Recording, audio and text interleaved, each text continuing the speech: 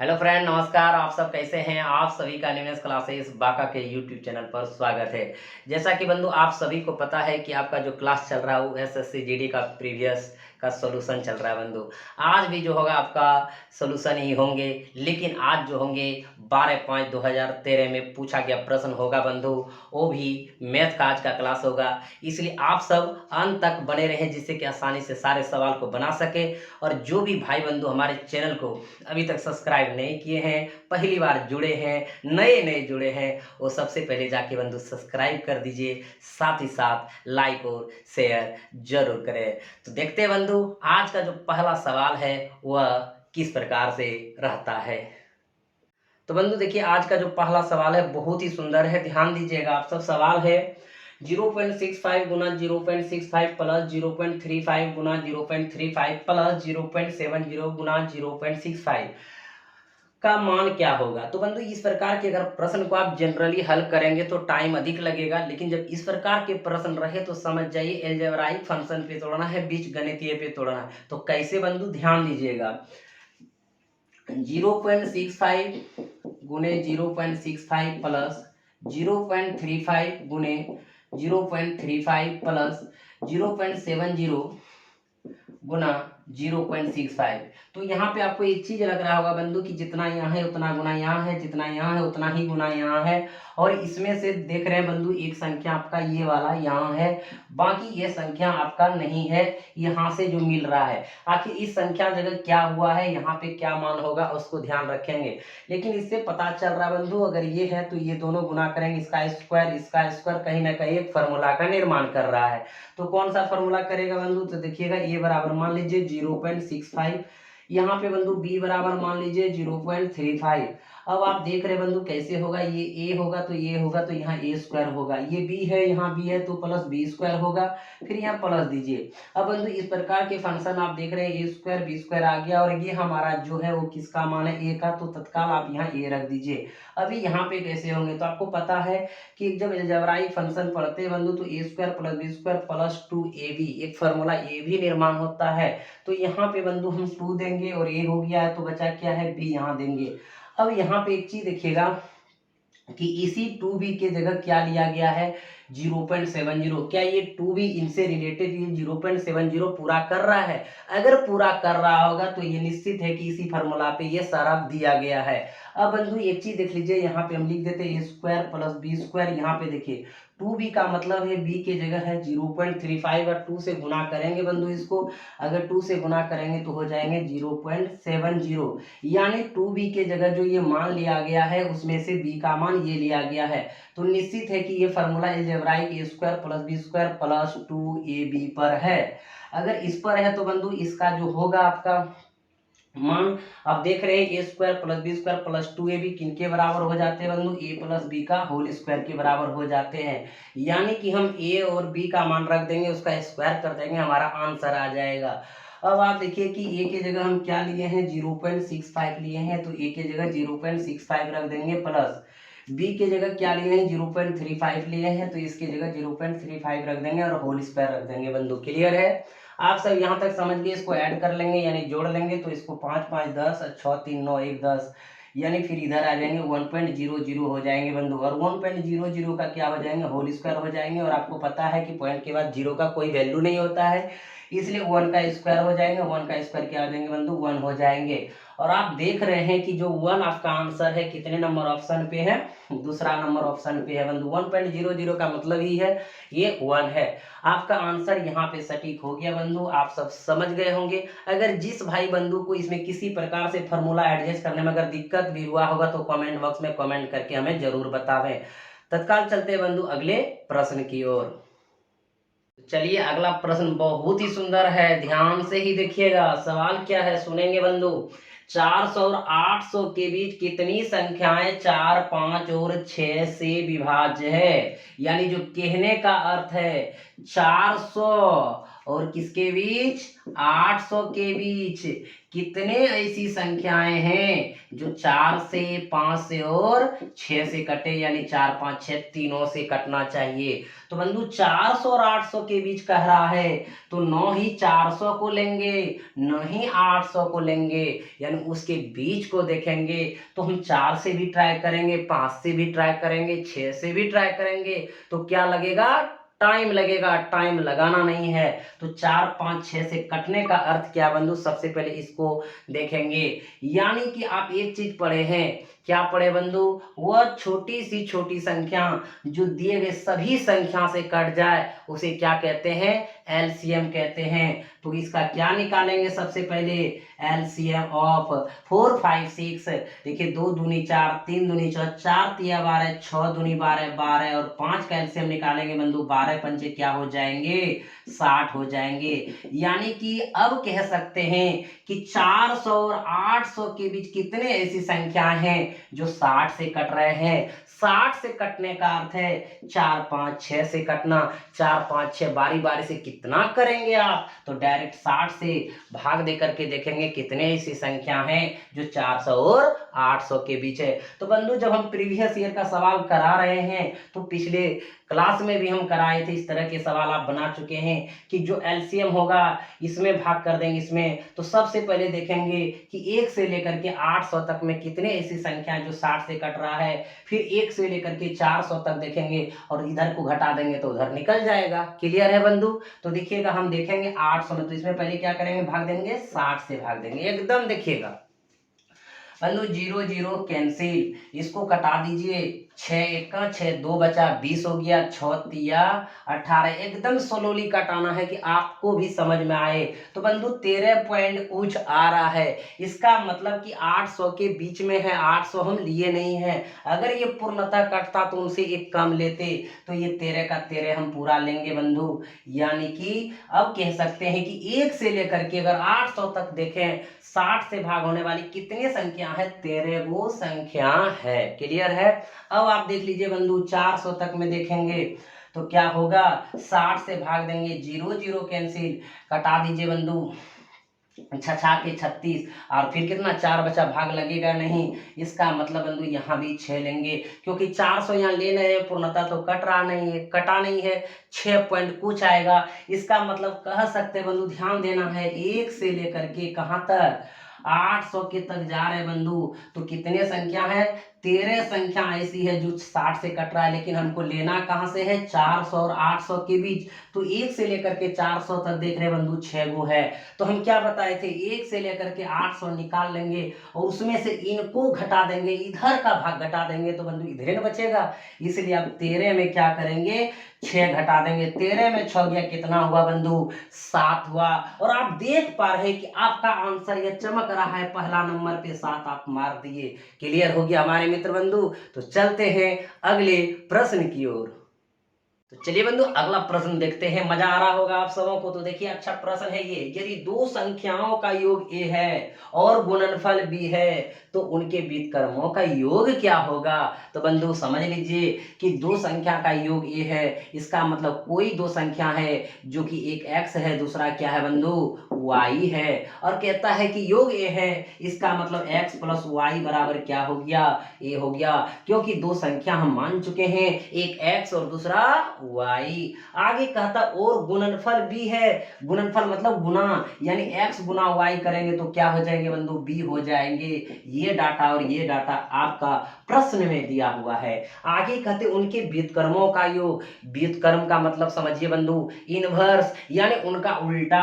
अगर बंधु एक संख्या x है, इनका व्युत्क्रम हो जाएगा 1/x, और एक दूसरी संख्या y है तो इनका इनवर्स हो जाएंगे 1/y। इन्हीं का योग पूछा जा रहा है, व्युत्क्रमों का योग पूछा जा रहा है। तो बंधु इसको हल कर लेंगे। नीचे एलसीएम एक्स वाई होंगे, इधर y इधर x होंगे। इसको सजा के लिख दीजिए, जब तक सजाइएगा नहीं बंधु तो मजा कैसे आएगा। यहाँ एक्स वाई लिख देंगे और x प्लस वाई का मान आपके पास दिया हुआ है a, यहाँ a रख दीजिए, और एक्स वाई का मान दिया हुआ b, यहाँ b रख दीजिए। और आप देख पा रहे बंधु a/b आपका कहाँ है? तो कहेंगे सर तीसरा नंबर पे है। आप तीसरा नंबर पे टिक लगा दिए, आपका आंसर सही हो गया। आप सब समझ गए। तो चलते हैं मित्र बंधु अगले प्रश्न की ओर। अगला प्रश्न है मित्र बंधु, ध्यान दीजिएगा। प्रश्न है 160 छात्रों के एक शिविर में 10 दिन की खाद्य सामग्री है। यदि 40 छात्र और शिविर में आते हैं तो खाद्य सामग्री कितने दिन तक चलेगी। बहुत ही सुंदर प्रश्न है। आप जान रहे हैं बंधु, टाइम एंड वर्क से है। तो एक प्रॉपर्टीज आप जानते हैं, क्या जानते हैं बंधु, M1D1 बराबर M2D2। यानी कि यहाँ पे कहते हैं कि 10 आदमी किसी काम को अगर 5 दिन में करते हैं तो 5 आदमी उसी काम को कितना दिन में करेंगे। इस प्रकार के प्रश्न को आप इस प्रॉपर्टीज पे बनाते हैं। तो इसी प्रॉपर्टीज पे बंधु इस सवाल को बनाइएगा। देखिए सवाल क्या है, 160 छात्रों के एक शिविर में 10 दिन की खाद्य सामग्री है। यानी यहाँ पे रख दीजिए 160 छात्र, कितने दिन के लिए बंधु, 10 दिनों के लिए। यानी यहाँ पे ये खत्म हो जाते पूरा का पूरा। लेकिन आगे हुआ क्या, ध्यान दीजिएगा। यदि 40 छात्र और शिविर में आते हैं, 40 छात्र और आते हैं, पहले से कितना है 160, तो टोटल कितना हो जाएंगे बंधु 200। और कहता है तो खाद्य सामग्री कितने दिन चलेंगे, x दिन चलेंगे। x का मान निकाल लीजिए, आपका आंसर हो जाएंगे। बहुत ही सुंदर प्रश्न है और बहुत ही आसान प्रश्न है। ये डबल जीरो बंधु इसका चला गया, कटा दीजिए, 8 दूनी 16 हो गया। अब 8 एका 8 यानी x बराबर बंधु कितना, 8 दिन। यानी कि वो जो खाद्य सामग्री चलेंगे कितना दिन चलेंगे, 8 दिन चलेंगे। और आप देख रहे हैं आपका ऑप्शन कितने नंबर पे है, तीसरा नंबर पे है। क्लियर हो गया बंधु। चलते हैं अगले प्रश्न की ओर। तो चलिए बंधु, अगला जो प्रश्न है वो पाइप टंकी से है। देखिए कैसे आप बनाएंगे, बहुत ही आसान और बहुत ही सुंदर प्रश्न है हमारे मित्र बंधु। सवाल है, 3 नल ABC एक ओवरहेड टैंक को क्रमशः 4, 6 और 12 घंटे में भर सकते हैं। यदि तीनों नल एक साथ खोल दिए जाएं तो ये टैंक को भरने में कितना समय लेंगे। बहुत ही सुंदर प्रश्न है बंधु। यानी अगर एक जो है किसी टैंक को जो भरता है बंधु, जो ओवरहेड टैंक है, उसको कितने घंटे में भरते हैं, 4 घंटे में। क्रमशः का मतलब है पहले का पहला, दूसरा का दूसरा, तीसरा का तीसरा। दूसरा जो बी है बंधु, उसी टंकी को भरते कितने घंटे में, 6 घंटे में। और तीसरा है सी नल, वो जो भरते हैं कितने घंटे में, 12 घंटे में। अब बंधु ये पता करना है आखिर टंकी की क्षमता क्या है, जो ये 4 घंटे में, ये 6 घंटे में, ये 12 घंटे में भरते हैं। तो इनका तीनों का एलसीएम बंधु ये पता चलेगा कि टंकी की क्षमता क्या है, टंकी में भरना कितना है। जिस प्रकार टोटल काम को पता करते हैं एलसीएम से, उसी प्रकार टंकी की क्षमता पता करेंगे इनके एलसीएम से, यानी उसमें पानी कितना आएंगे। तो 4 और 6 का एलसीएम बंधु क्या होता है, आपको पता है एलसीएम निकालने का तरीका बंधु। ऐसे तो हम निकाल देंगे, ये 3, ये 2, 6 दूनी 12, 4 तिया 12, अब 12 और इसका फिर 12 का एलसीएम क्या हो जाएंगे, 12 हो जाएंगे। यानी कह सकते हैं 4, 6, 12 का एलसीएम क्या होंगे, 12 होंगे। तो 4 तिया 12, 6 दूनी 12, 12 का 12। अब जो ये लकीर पे आया इसका मीनिंग क्या हुआ बंधु, आप समझ गए होंगे कि ए जो 1 घंटा में भरता है 3 भाग, बी है जो भरता है घंटा में 2 भाग, और सी जो है 1 घंटा में भरता है 1 भाग। अगर तीनों एक साथ चलेंगे बंधु तो 3 2 5 1, 6 भाग पर घंटा भरेगा। भरना कितना है, 12, 12 में 6 से भाग दे देंगे, 6 दूनी 12, कितना घंटा में भर देंगे बंधु पूरे टंकी को। अगर तीनों को एक साथ खोल देंगे तो 2 घंटे में भर देंगे। और आपका ऑप्शन कितना नंबर पे है, पहला नंबर पे है। क्लियर हो गया बंधु, समझ गए। यानी तीनों का एलसीएम टोटल टंकी की क्षमता बताएंगे। देखिए 4 तिया 12, 6 दूनी 12, 12 का 12।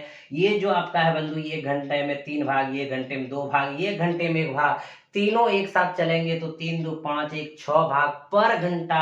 भरना कितना, 12, 12 बटे 6 कितने घंटा, 2 घंटा। क्लियर हो गया बंधु। चलते हैं अगले प्रश्न की ओर।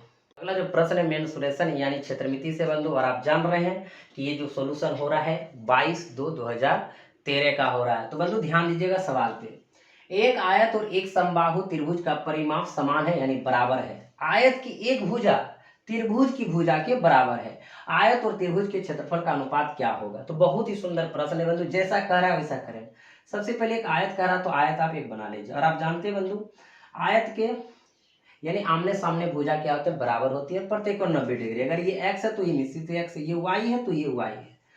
समबाहु त्रिभुज, जिस त्रिभुज की सभी भुजा आपस में बराबर हो, ये सभी भुजा बराबर हो, का परिमाप समान है। यानी परिमाप समान का मतलब परिमाप बराबर है। एकदम समझिएगा बंधु, परिमाप समान।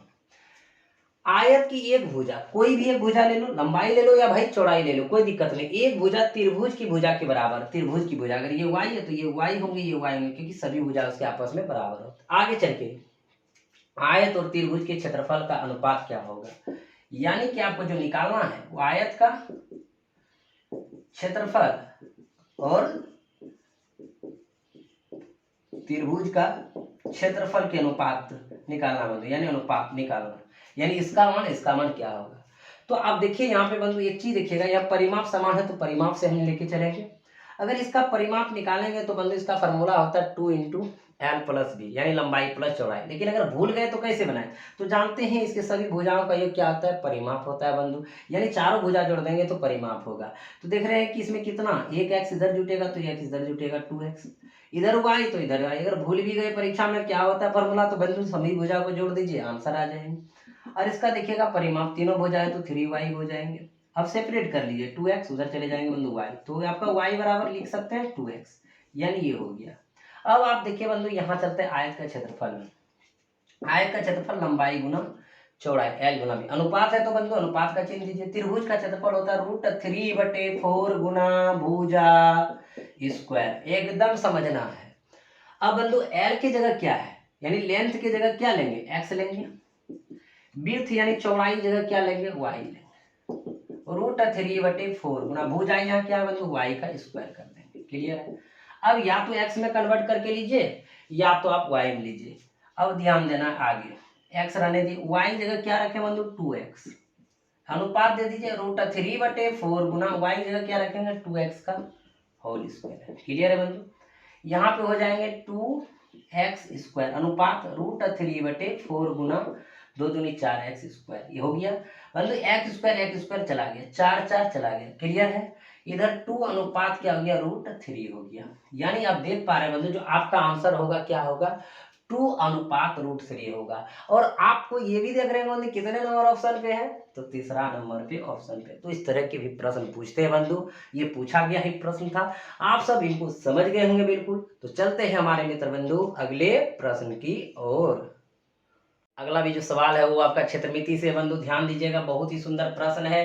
तांबे की एक ठोस गोलाकार बॉल को जिसका व्यास 14 सेंटीमीटर है, गलाकर 14 सेंटीमीटर के बराबर व्यास वाले तार में बदला जाता है, तार की लंबाई कितनी होगी। बहुत ही सुंदर प्रश्न है बंधु, ध्यान दीजिएगा। तांबे का एक गोलाकार है जिनका व्यास यानी डायमीटर कितना दिया है, 14 सेंटीमीटर। बंधु अगर 14 सेंटीमीटर है, इसका व्यास तो रेडियस साथ ही साथ निकाल लेंगे, तो डी बाई क्या होता है 2, यानी कितना हो जाएंगे 14/2 बराबर कितना सेंटीमीटर, 7 सेंटीमीटर। क्लियर है बंधु। गला कर यानी कि इसी चीज को पिघला करके बंधु गला दिए और कहता है 14 सेंटीमीटर के बराबर व्यास वाले, यानी 14 सेंटीमीटर के बराबर व्यास वाले तार बनाया जाता है बंधु। यानी इसका जो डायमीटर है वो कितना है 14 सेंटीमीटर का, तो रेडियस भी क्या आ जाएंगे बंधु 7 सेंटीमीटर के तार में बदला जाता है। तार की लंबाई चाहिए, तार की लंबाई चाहिए यानी h चाहिए। तो बंधु आपको पता है कि तार भी एक आपका क्या है, बेलन है। बेलन इसलिए है बंधु क्योंकि आपके जिसमें डायमीटर हो और डायमीटर के साथ हाइट हो तो क्या होता है हमारा पता है बंधु, बेलन होता है। ये आप जानते हैं, इसमें कहीं कोई दिक्कत नहीं है, क्योंकि तार जो है यहाँ पे जितना डायमीटर है उतना डायमीटर यहाँ है, और ये हाइट के साथ है, ऊंचाई के साथ हो, तो ये एक प्रकार का क्या है बंधु, बेलन है। क्लियर हो गया। अब आप देखिएगा एक भाषा कहा क्या कि इसी को गला करके एक यानी तार बनाया गया और डायमीटर इतना है, तो बताए तार की लंबाई कितनी है। तो सबसे पहले बंधु गलाने की जब भी बात आएंगे तो उसका आयतन निकालेंगे, और जितना मटेरियल यहाँ है अगर उतना ही मटेरियल का बनाया गया, इसका मतलब दोनों का आयतन क्या होंगे बंधु, बराबर हो जाएंगे। क्लियर है। अब इनका आयतन अगर देखिएगा तो 4/3 πr³ होता है बंधु। अगर इसका आयतन देखिएगा तो πr² क्या होते हैं, h होते हैं बंधु। अब आप यहाँ देखिएगा जितना डायमीटर यहाँ है उतना ही डायमीटर का यहाँ बनाया गया है, जितना रेडियस यहाँ होगा तो उतना ही रेडियस बंधु यहाँ पे होगा। तो तो सबसे पहले देखिए पाई पाई आपका क्या होगा कैंसिल, यहाँ पे आर स्क्वायर है, यहाँ आर क्यू है कैंसिल, तो एक आर बचेगा बंधु। और आपका देखिए आगे चल के क्या है ध्यान दीजिएगा, यहाँ 4/3 और यहाँ पे क्या बचा आर बचा, और इधर कितना बचा बंधु एच बचा। अब यहाँ पे देखिएगा 4/3 आर की जगह कितना रखेंगे, जो मान निकाल चुके हैं 7 रख देंगे बराबर एच। अब बंधु क्या आ जाएंगे 7 चौक 28/3 बराबर एच, यानी जो एच का मान आएंगे वो कितना आएंगे 28/3 सेंटीमीटर आएंगे। क्लियर है बंधु। और आप देख रहे हैं आपका कितने नंबर ऑप्शन पे है, चौथा नंबर ऑप्शन पे है। क्लियर है, समझ गए। किसी भाई बंधु को दिक्कत होगा तो क्या करेंगे, कमेंट करेंगे। कहाँ पे, कमेंट बॉक्स में जरूर आप हमें फीडबैक दे सकते हैं। तो चलते हैं बंधु अगले प्रश्न की ओर। चलिए बंधु अगला प्रश्न देखते हैं किस प्रकार से है।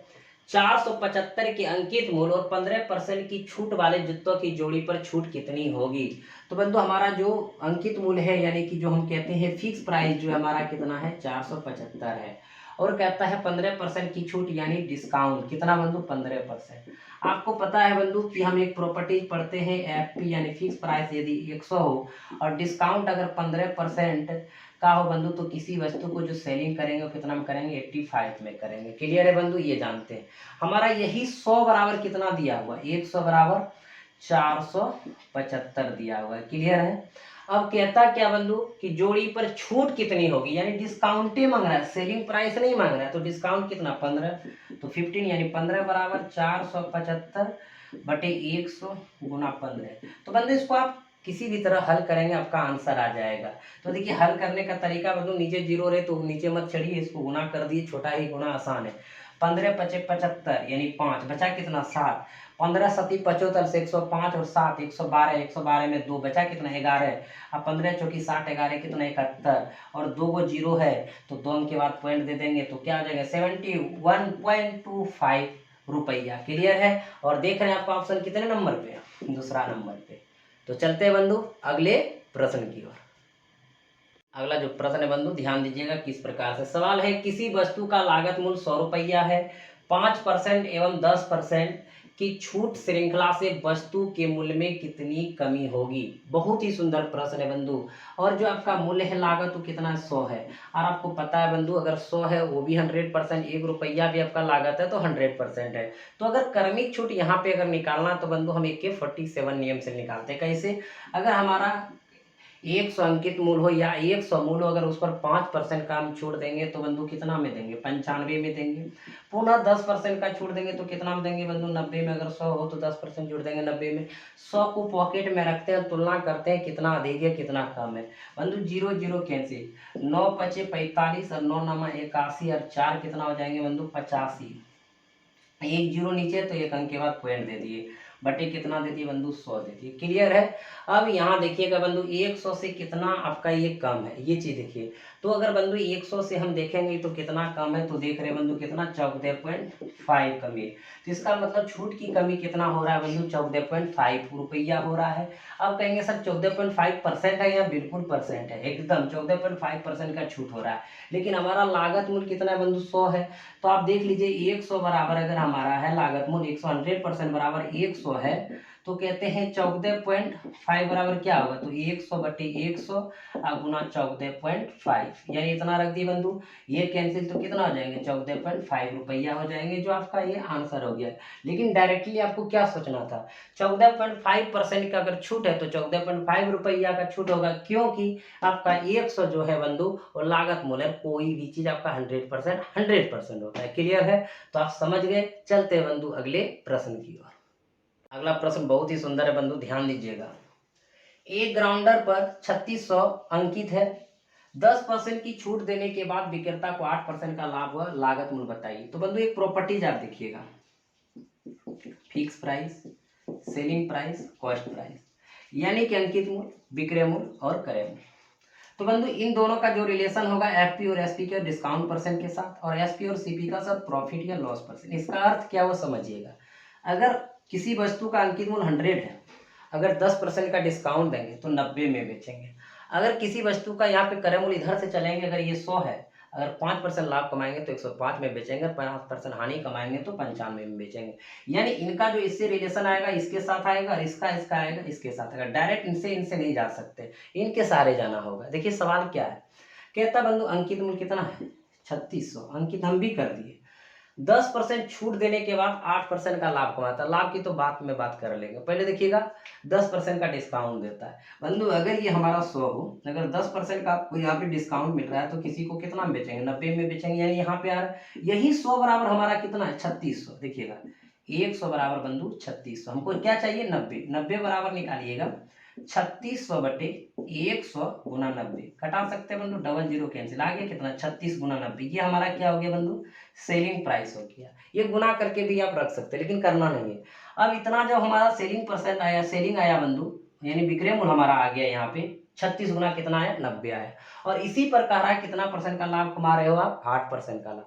अगर बंधु ये 100 है, अगर 8% लाभ कमाएंगे कितना में बेचेंगे, 108 में। और 108 में बेचने का अर्थ कितना, इतना में सेलिंग हो रहा है, यानी 36 गुना 90। हमको चाहिए लागत मूल्य। लागत मूल्य बंधु कितना 100%, यानी 100 लेंगे, तभी तो 8% लाभ कमा रहे हैं, 108 में बेच रहे हैं। तो 100 बराबर 36 गुना 90 बटे 108 गुना कितना बंधु 100। अब देखिए आप आराम से यहाँ कटा सकते हैं, 10 से कटाएंगे तो 12 से भी कटाएंगे, 9 से, जिससे कटाना है बंधु कटा सकते हैं। आप यहाँ देखिए ये भी कटा दीजिए, 36 तिया 108। अब बंधु इसको कटाएंगे 30 तिया 90, तो क्या हो जाएंगे 3000। जिससे कटाना है आप उसे आसानी से कटा सकते हैं। यानी जो हमारा लागत मूल्य होगा बंधु कितना हो जाएंगे 3000 हो जाएंगे, जो ऑप्शन नंबर कहाँ पे है, पहला। लेकिन इस तरह आप इसको तोड़ के भी बना सकते हैं, कहीं कोई दिक्कत नहीं है। लेकिन एक लाइन में भी बनाना है। एक लाइन का तरीका देखिएगा बंधु, बहुत ही सुंदर है तरीका, इसको स्क्रीनशॉट कीजिए। तब तक कर लिए तो चलिए देखिएगा एक लाइन का तरीका बताते हैं बंधु। 3600 क्या है हमारा अंकित मूल्य है। अगर बंधु इस पे हम 10% का डिस्काउंट देंगे, कितना में बेचेंगे 90, 90 बटे 100। ये हमारा क्या हो गया, सेलिंग हो गया, यानी बेच चुके हैं। और इसी प्रकार 8% का लाभ कमा रहे हैं। 8% लाभ कमाने का अर्थ क्या हुआ, किसी वस्तु को 108 में बेचना। तो 108 में बेचने का मतलब 108 बराबर इतना, तो क्रय मूल्य चाहिए 100, यानी 100 बराबर क्या होगा 100 बटे 108 होगा। इसी को आप ट्रिक में लिख लेते हैं, लेकिन लिखना नहीं, समझना है। अब बंधु देखिए कटाइएगा कैसे, ये डबल जीरो इसका कैंसिल, 36 तिया 108, 30 तिया 90, यानी 30 गुना अगर 100 करेंगे तो कितना हो जाएगा 3000 हो जाएगा। आप समझ गए बंधु, आपका इधर से भी आ गया, इधर से भी आ गया। तो आज जो क्लास आपका रहेंगे बंधु इतना देख रहेंगे, क्योंकि आज हमने 10 सवाल आपको बताए, बाकी सवाल अगले क्लास में चलेंगे बंधु। तब तक आप अगर इस वीडियो को देख लिए हैं अच्छी तरह से, सवाल को नोट कर लिए हैं बंधु, तो आप इस प्रकार के सवाल को प्रैक्टिस कर सकते हैं। और जो भी भाई बंधु अभी हमारे चैनल को सब्सक्राइब नहीं किए और मजे से देख लिए, तो सबसे पहले बंधु सब्सक्राइब जरूर कर लीजिए और सपोर्ट करिए, सहयोग करिए। आपके बिना हम नहीं है बंधु। जब तक आप सपोर्ट और सहयोग नहीं करेंगे मेरा कुछ भी नहीं है। इसलिए आप ज़्यादा से ज़्यादा शेयर करें, बहुत दूर दूर तक पहुँचाने का काम करें बंधु। फिर मिलेंगे नेक्स्ट क्लास में, तब तक आप सबों को अनिमेष क्लासेस बांका के यूट्यूब चैनल की तरफ से बहुत बहुत धन्यवाद। हंसते रहिए, मुस्कुराते रहिए। जय हिंद।